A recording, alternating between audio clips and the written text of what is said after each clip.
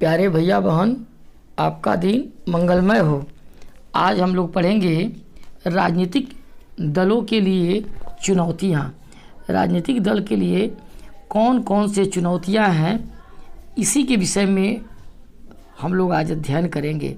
देखिए, हमने देखा है कि लोकतंत्र के कामकाज के लिए राजनीतिक पार्टियां कितनी महत्वपूर्ण हैं। इस बात को हमने पीछे के वीडियो में पढ़े हैं। दल ही लोकतंत्र की सबसे ज़्यादा प्रकट रूप है। दल ही जो है आम जनता को दिखाई देता है। इसीलिए यह स्वाभाविक रूप है कि लोकतंत्र के कामकाज की गड़बड़ियों के लिए लोग राजनीतिक दल को ही दोषी ठहराते हैं या ठहराएंगे भी। अगर किसी भी तरह की गड़बड़ी होती है तो लोग राजनीतिक दल को ही दोषी मानते हैं। पूरी दुनिया में इस बात से नाराज़ रहते हैं कि राजनीतिक दल अपना काम ठीक ढंग से नहीं करते। ये पूरी दुनिया के लोग नाराज़ रहते हैं कि राजनीतिक दल जो है अपना काम जो है ठीक ढंग से नहीं करता है। हमारे लोकतंत्र के साथ भी यही बात लागू होती है। लोकतंत्र के साथ भी यही बात लागू है। आम जनता के नाराज़गी और आलोचना राजनीतिक दलों के कामकाज के 4 पहलू पर केंद्रित है। आम जनता जो है, आम लोग जो है, वो क्यों नाराज़ रहती है? उनकी आलोचना राजनीतिक दल के कामकाज के 4 पहलू पर केंद्रित है। वो कौन कौन से 4 पहलू हैं, इसको भी जानेंगे।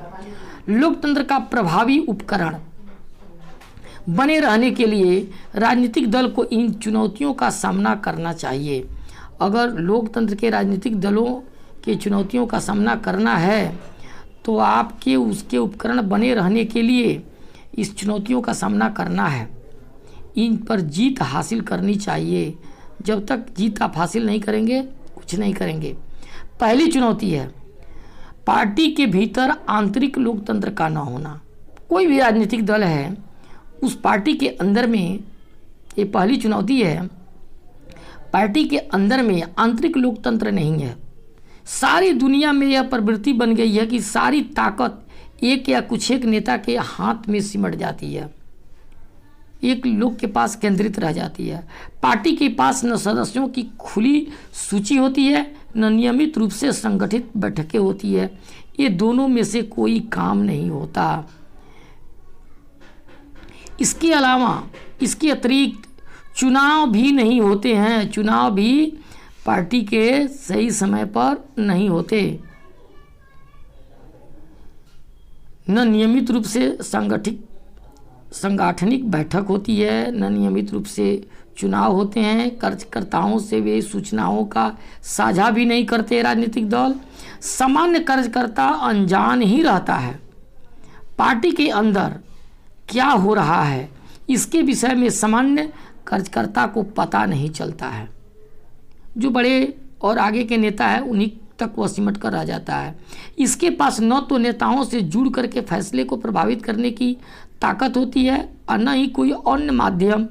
दोनों में से कुछ नहीं होता, जिसका परिणाम क्या होता है? पार्टी के नाम पर सारे फैसले लेने का अधिकार उस पार्टी के नेता हथिया लेते हैं, अपने हाथों में रखते हैं और खुद उसका फैसला लेते रहते हैं, करते रहते हैं। इसीलिए जो उनसे असहमत होते हैं, उनका पार्टी में टिके रह पाना मुश्किल हो जाता है। जो लोग उनसे सहमत हैं, उनको पार्टी में रहना थोड़ा मुश्किल सा लगता है। पार्टी के सिद्धांत और नीति से निष्ठा की जगह नेता से निष्ठा की ज़्यादा महत्वपूर्ण बन जाती है। देखिए, पार्टी के सिद्धांत और नीति से निष्ठा की जगह नेता से निष्ठा ज़्यादा अधिक हो जाती है। नेता से हम निष्ठा अधिक बना लेते हैं, लेकिन नीति और सिद्धांत को ताक पर रख देते हैं। दूसरी चुनौती है, पहली चुनौती से ही जुड़ी है, यह है वंशवाद की चुनौती। वंशवाद, चूँकि अधिकांश दल अपना कामकाज पारदर्शी तरीके से नहीं करते। जितने भी दल हैं अपना कामकाज पारदर्शी तरीका से नहीं करते हैं। इसीलिए सामान्य कार्यकर्ता के नेता बनने और ऊपर आने का गुंजाइश काफ़ी कम होती है। देखिए, काम करते हैं सामान्य कर्जकर्ता और वो इसी लालच और मुंह में काम करते हैं कि हम धीरे धीरे ऊपर बढ़ जाएंगे या ऊपर बढ़ करके हम भी नेता बन जाएंगे, लेकिन ऊपर के नेता उनको ऊपर जाने ही नहीं देते। उनको जीवन भर कर्जकर्ता ही बना कर रखने का उनकी सोच हो जाती है। जो लोग नेता होते हैं वे अनुचित लाभ लेते हुए अपने नज़दीकी के लोगों, यहाँ तक कि अपने ही परिवार के लोगों को आगे बढ़ाते हैं। जो नेता होते हैं वो अपने लोगों को या अपने ही परिवार के बेटा बेटी पत्नी आदि को ही आगे बढ़ाने का वो काम करते हैं। अनेक दलों में शीर्ष पद पर हमेशा एक ही परिवार के लोग आते हैं। बहुत सारे राजनीतिक दल हैं जिनका जो शीर्ष पद है उस पर वही लोग आते हैं। अब आपको एक उदाहरण के रूप में बताते हैं। जैसे मान लीजिए कांग्रेस है, सोनिया गांधी अध्यक्ष है, उनके ही बेटा राजीव गांधी हैं, राहुल गांधी हैं, उन्हीं की बेटी प्रियंका गांधी हैं। देखिए, एक ही परिवार के सब बेटा बेटी भाई भतीजा हैं और सबसे ऊपर हैं, सबसे शीर्ष के नेता हैं। जबकि कांग्रेस में बचपन से लेकर बुढ़ापे तक उसकी कर्जकर्ता बने रह जाना, उसके झोले ढोते रह गए लोग, लेकिन आज तक अध्यक्ष पद को सुशोभित नहीं कर पाए। कौन बनेगा अध्यक्ष? जो सामान्य होगा, उस परिवार का होगा, वही बन जाएगा।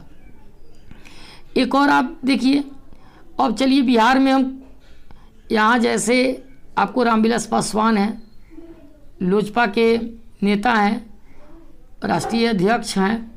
अब उनका बेटा आ गया, अचानक उनका बेटा नेता हो गया, वो अपने बेटा को बना दिए। लालू जी राष्ट्रीय जनता दल के अध्यक्ष, और वो अध्यक्ष हैं, अब अपनी बात अपने बेटा को नेता बना दिए।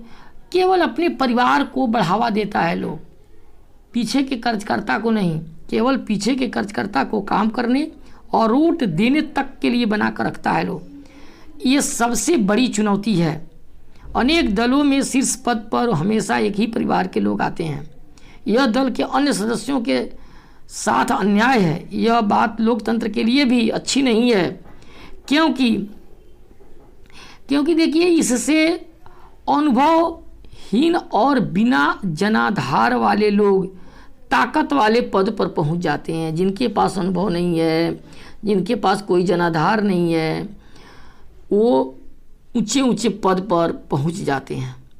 यह प्रवृत्ति कुछ प्राचीन लोकतांत्रिक देशों सहित कमोबेश पूरी दुनिया में दिखाई देती है। ऐसा नहीं है कि ये सारी चीज़ें भारत में ही है, दुनिया के भी बहुत सारे देश हैं, वहाँ पर भी है। अब है तीसरी चुनौती। तीसरी चुनौती दलों में है, खासकर चुनाव के समय में आप देखिए, खासकर चुनाव के समय में जब आप देखेंगे तो पैसा और अपराधी तत्व की बढ़ती घुसपैठ की है। देखिए, जिनके पास पैसे हैं और जो अपराधी प्रवृत्ति के हैं, ये दोनों को ही पैसे के बल पर और अपने आपराधिक छवि के बल पर पार्टियां टिकट देकर चुनाव लड़ाती है। चूँकि पार्टियों की सारी चिंता चुनाव जीतने की होती है, चाहे जितना भी कुकर्म करना पड़े, जितना भी गलत से गलत काम क्यों नहीं करना पड़े, चुनाव जीतने के लिए वो कुछ भी करने के लिए तैयार है पार्टी।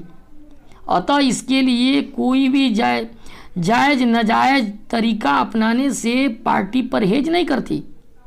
ऐसे ही उम्मीदवार उतारती है जिसके पास काफ़ी पैसा हो या जो पैसे जुटा सके वैसे लोगों को, या ऐसा जो अपराधी प्रवृत्ति का हो, जिसका खौफ, जिसका भय जो है समाज में हो। किसी पार्टी को ज़्यादा धन देने वाले कंपनियां और अमीर लोग उस पार्टी की नीति और फैसले को भी प्रभावित करते हैं। बहुत सारी पार्टियां हैं जो बड़ी बड़ी कंपनियां पार्टियों को पैसा देते हैं, और वही पार्टियां जब नियम और कायदे कानून बनाती है तो जो लोग पैसा देते हैं पार्टी को, वो उनके नियम और फैसले को नहीं मानते हैं।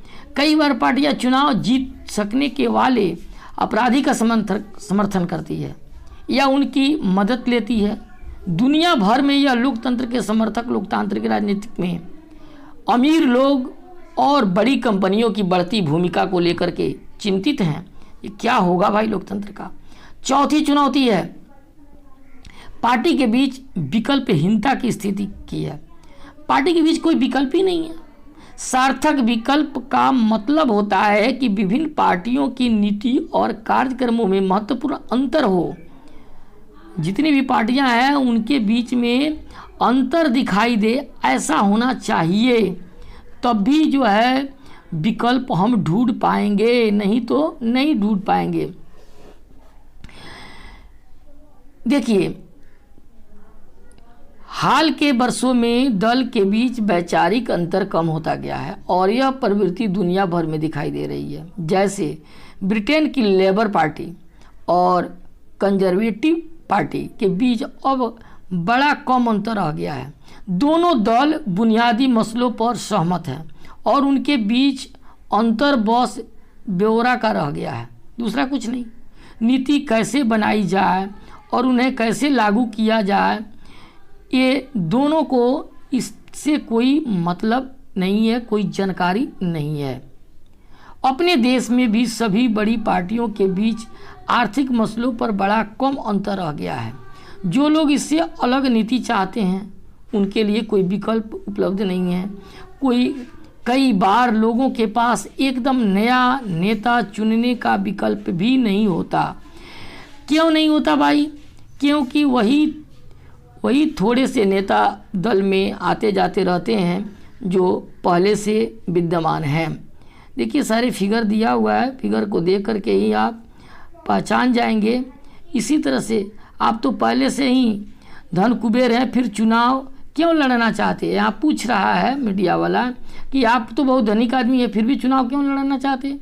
भाई, चुनाव लड़ना चाहते हैं कि सुख सत्ता मिले, हमको सुख सत्ता भोगने का अवसर हो।